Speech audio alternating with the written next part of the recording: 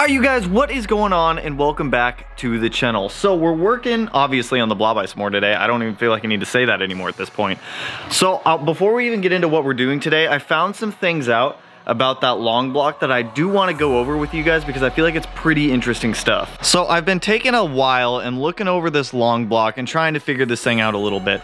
Now, one of you guys pointed this out, that this casting number was on here. If you look right down there behind the coolant passage, there's the numbers B25C706. Now the B25C is obviously for the heads, they're B25 heads, but for the 706, that's what was throwing me off. So someone said that the newer Type RA short blocks were all labeled as 705 blocks. Now Gabriel thankfully answered one of my questions on the Facebook groups that kind of sorted all of this out. So the 70X number is just the casting number for the case halves. So 705 was the latest or the earliest run of Type RA short blocks. So when the casting wears down and the dies just cannot make the castings like within spec anymore, they toss the dies, they get new dies. So 706 is the newest die that they're currently running from what I can find. I might be wrong on this, and if someone is like has more information regarding this, please let me know. But from my understanding, 706 is the latest casting, which has been done sometime within 2020, because I found one or two Type RA blocks from what I could find, which again could be totally inaccurate, from January, which were 705 casting. So 706 is the newest casting, which means that this block was manufactured this year, which means that it does have the Type RA internals because all the blocks are revised at this point. So with that being said, I can pretty confidently say we have a Type RA short block, we have built heads. I am just fine running this motor as is, with a couple bolt-ons. With that being said, because the Type RA blocks just have been known to hold more power. They're revised, they're upgraded a little bit, ring gap, the rings themselves, the pistons have been like redesigned a little bit, the rods are exactly the same, the castings are the same, the casting number is just updated. So I'm down to make a little bit of sauce if you guys want some sauce. I mean, I'm talking like maybe 400 wheel horsepower. We have the heads for it. We have the short block for it. We have the car for it. We just need some bolt-ons. I don't know. Let me know what you guys think, but I can pretty confidently say this is a Type RA short block with these built heads. A lot of people are thinking that the prior owner may have had like a fully built block in there, blew it up, spun a bearing, something. The heads were all right. They remachined them, surfaced them, put them back on, bought this short block, threw it in the car, sold the car. I have no idea, but that's what I'm thinking with this. Like I said, I could be totally wrong. Let me know what you guys think if you guys have any information that I might not have, but pretty confident that's a good motor. So today, what are we doing? We're going to be checking valve lash on the driver's side cams today. I went through there and I checked them quickly the other day and everything seemed within spec, but we're going to go through there and we're actually going to double check the valve lash on the driver's side. It's pretty easy to do. We have a couple other things. While the motor's out, you guys know I like to clean up the engine bays as much as I can, so we're going to get all this grease crap out of here. We'll clean the transmission bell housing a little bit also while we're in here. We'll refresh this engine bay so that way it looks nice and beautiful again. I also need to go through and swap out the rear diff fluid because I have 75/90 in there when I'm supposed to have 90 PA. I have the 90 PA in the trunk, so we'll get that in there. And then the last thing today is we're gonna try to fit up the work emotion wheels off of the 17 STI on here. So I have no idea if they're actually gonna fit under the body. They're those white XD9s or D9Rs. I don't even remember what they are at this point, but they're 18 by 9.5. If they fit, we're gonna run with them. If not, we'll keep these ones on here for now. But let's start this off by cleaning out this engine bay.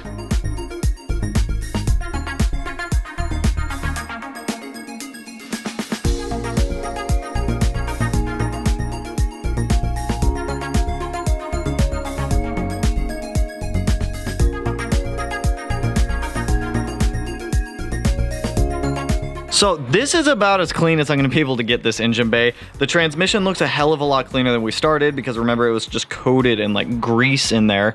I'm guessing just from Molly grease or whoever may have done the clutch last. Subframe is cleaned off. All the frame rails are cleaned off. The whole firewall. Everything is looking about as fresh as it's going to get. I also cleaned the block up a little bit on the top of it. There was just some like debris, so I brought the air compressor over, just sprayed it all off and got this clean. So, and I got the wheel off obviously also. So next up, I want to see if I can fit these works that we have on the 17 STI, because this car is going to end up getting wide bodied or flared just for the additional power that it's getting. So we're going to need some meteor tires on this bad boy. But let me pull off that wheel right there. I am a little worried because on the 17 STI, those wheels do not clear the front Brembos. So it's a squared setup, so we'll know immediately. But I'm curious if they'll fit on this car. If they do, we're going to rock them on the Blob-Eye. Once we get the new coilovers in, we'll get everything set up. But this is just going to be a test fit. I'm not going to be pulling all of them off today. I'm just curious if they'll fit on here or not. Okay, yeah, they don't fit. It looks really good, though. I'll say that. Maybe I'll get the spacers needed, because on that car, I have to run, what are they? 12mm spacers in the front to be able to clear the brakes. We might do it on these. These are better tires.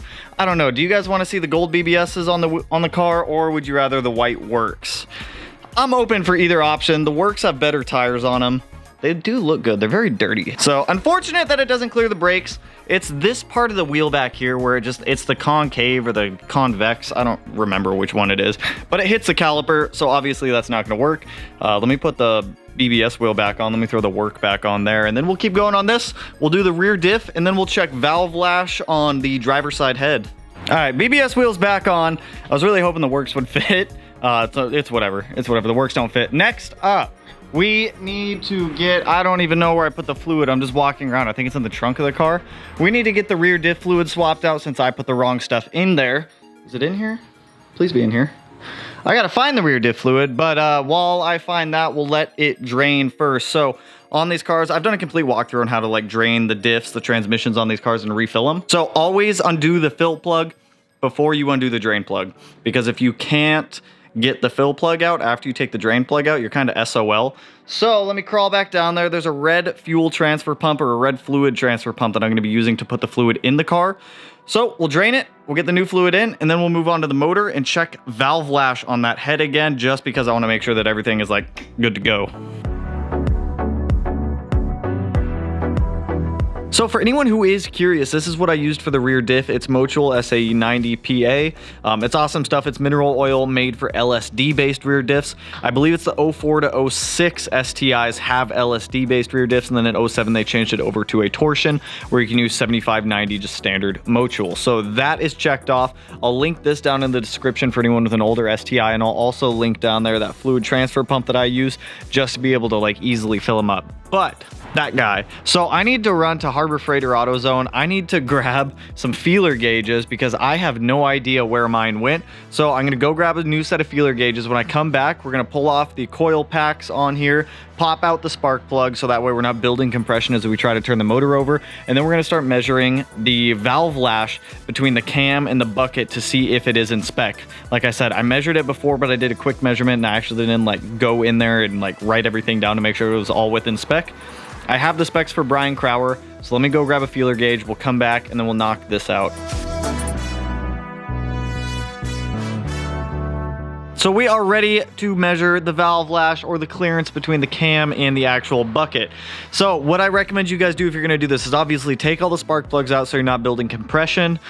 Coil packs obviously have to come off also. Pop off the valve cover that you're going to be working on. If you're doing this inside of the car, it's going to suck, and I'm very sorry that you're going to have to do that. But what you're going to want to do is get the cams so that they are pretty much parallel with the buckets. So you want the lobe of the cam facing away from the bucket towards us. You want to try to get it at the closest angle that the buckets are at just to match them, because that's going to give you the most accurate measurement that you're going to be able to get off of this. So the way that you're going to want to do this is I have here like a little chart that I made.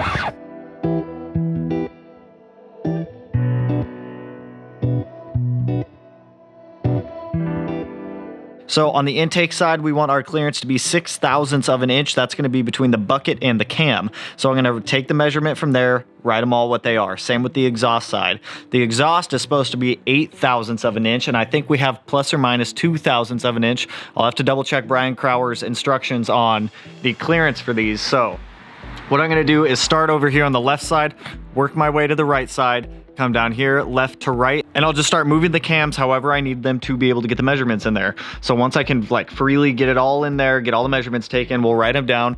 We'll make sure that all of our valve lashes are within tolerance. Now also one more thing while you're doing this, because this you guys don't want to mess this measurement up, is There are measurements for cold and hot. So if you're measuring this when the engine is cold, they'll give you one measurement. If you're measuring it when the engine is hot, they'll give you another measurement. The reason they do that is because of thermal expansion. As the motor obviously heats up, metal expands, so it's gonna throw off your measurements. So now, with that being said, I'm gonna run through these, get all our measurements, and see what we actually have, just to double check that our cam clearances are Gucci.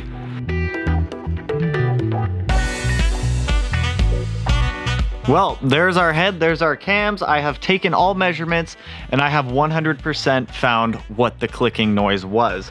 So yes, having a built valve train is going to be a little bit noisier than a OE valve train. But after going through here and taking measurements on all the valve lashes, here's what I got. So on our intake side, we should be at 0.006. Every valve was at 0.006 except for this third one in, which was at 0.0015, which is this lobe right here. So that valve has to be adjusted before this car goes back, or before the motor goes back in the car. As for the exhaust side, everything was good. We have 0.008, 0.008, 0.008, and 0.008. So all 8 thousandths of an inch. The top is all 6 thousandths of an inch, with the exception of that one, which is what, 1/1000th of an inch, which is not good. So we can easily fix that. I need to get the tool to be able to hold this. We just have to re-shim that and adjust the valve. I will order the stuff tonight to be able to do that, but hey, good to know that the ticking noise that we were hearing was just one valve that needed to be adjusted. Hopefully everything is good. I can see the spring in there. The spring looks fine. None of the valves look bent either. But actually, now that I'm curious, I do want to pop back up here and take a peek at it. So it should be that valve right there. It's straight, looks solid.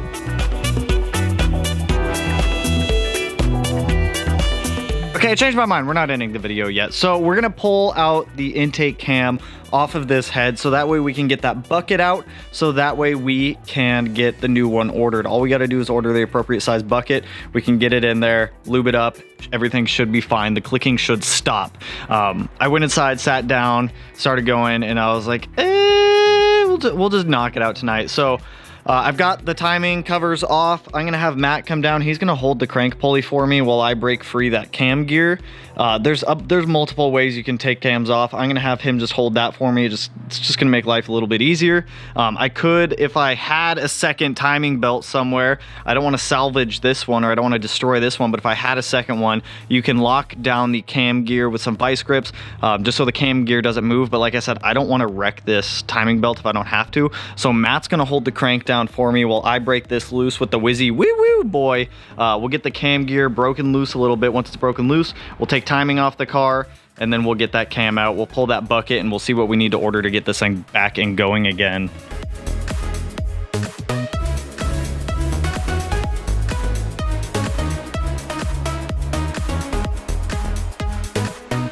So I, for the life of me, cannot get this cam gear off. Thankfully, Ryan up at the mod garage has a tool to be able to pull off the intake cam gear. So we're gonna swing up to the mod garage, go grab that tool. I don't know if we're actually gonna pull it off tonight. Might be a tomorrow thing because it's getting kind of late, but I just wanna get it off the car. So let's go grab this tool. Let's get this thing off and let's go do stuff. Let's just do the stuff.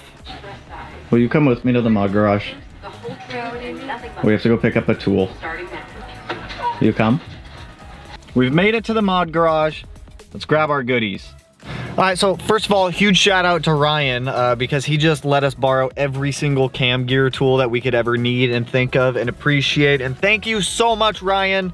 Brian also saved the day also because since I sacrificed that timing belt that we had on the car to try to take off the cam gear, I obviously needed a new one because the vice grips just mangled that timing belt. So we have a replacement timing belt in the back too. Let's go try to take off this cam gear.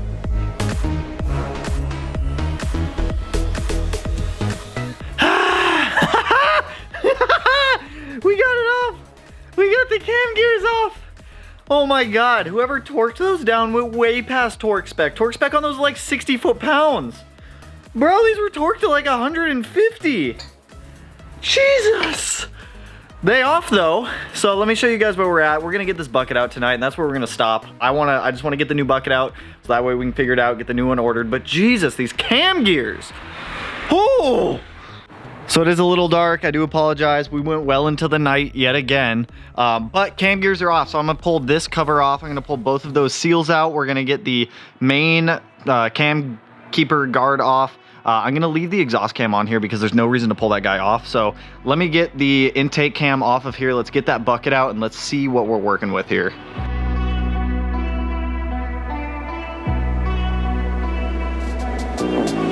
All right, you guys, so I got the one bucket out that needs to be corrected, but I think I actually found what the ticking is. So on the front two buckets, generally if you stick a magnet to a bucket, you can just pull it right out. But with these front ones,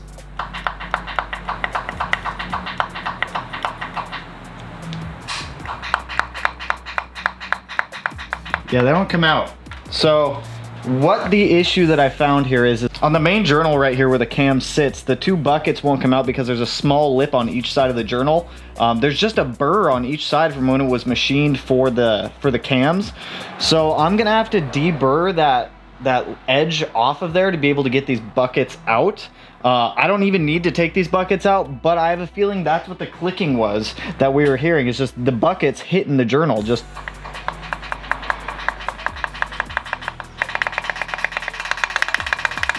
so the buckets themselves look fine. We shouldn't have to replace those, but I need to get this fixed because anything that could be the clicking, I just want to fix while I'm in here and already have the cam off.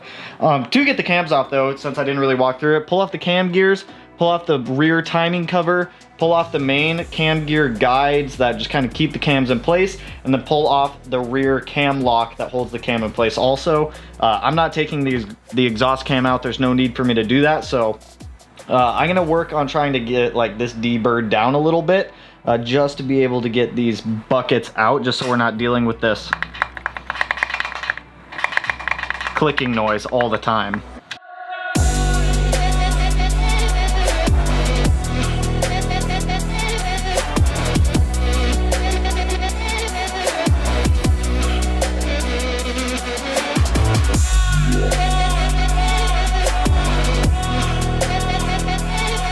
So I got the bucket issue fixed. The buckets come out no problem now. I went through and I deburred both sides of where the journal bearings sit, or where the journal is for the cam. Now I do want to say that was not the proper way to go through here and do it. It's what I'm totally fine with.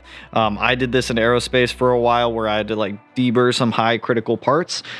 Everything seems just fine. I didn't take any material off of the face of the journal on where the actual cam sits, just off of the sides where there was a little bit of blowout and a little bit of burr hanging off. So now now the buckets come out just fine. I don't know if it was a machining error or if something just happened with the cam at some point, but it's fixed. I have a feeling that might have been what the ticking was also. It could have been that this bucket clearance was like incredibly off compared to what everything else was. Because remember, this was 6 thou, 6 thou, 1 thou, 6 thou, and then the entire bottom row was 8 thou, and they were all supposed to be 8 thou. So there's that. So I'm gonna get the new bucket ordered for this just so we can get that taken care of. I'll just snag one through Subaru. So if you guys don't know, hit up Mono STI on Instagram if you guys aren't following him. He's been a huge help with this head thing. He knows a lot more about heads than I do. This is my first time really digging this deep into heads and actually starting to like correct head issues. But you know what, we're making progress. So honestly, huge shout out to him. Go swing, check out his Instagram if you guys want to. He has a really cool hyper blue V8 chassis STI, makes stupid power. But I think this is about where we're gonna stop tonight now. So what we need is we need to get the new bucket in. We need to get the intake cam back in, reseal up the cam carrier, get the new cam dealio gaskets, donut, plug things. Those I need to order new ones of those because I pierced those with the pick when I was pulling them out. Once all that's back together, we can get the cam gears back on, actually get timing back on, and then I think that's it for our worries of the head. And I think we're pretty much solid. The ticking should go away, everything should go back to normal. We'll get the car tuned, we'll be on our merry way. All right, you guys, now this time I'm ending the video. This time it's already late outside. We got a lot done today. So we got some of the smaller stuff worked out on the STI. We got that rear diff stuff taken care of. We tried swapping the other wheels, seeing if they'd fit. Super clean the engine bay, and I'm pretty sure we found the ticking in the head or in the motor So, I mean, hopefully, fingers crossed that the ticking goes away now. Like I said, that was not the proper way to go through and actually like deburr and like get inside of the head to get those burrs off, but I'm totally fine with it. Everything's smooth. I'm not worried about it. There's no more lip. There's no like roughness on the actual material. I am gonna go over there with some red Scotch-Brite tomorrow. I need to go to AutoZone and grab some, and I'm just gonna like run over the surface with them, just make sure everything's like hunky-dory. But where's the bad bucket?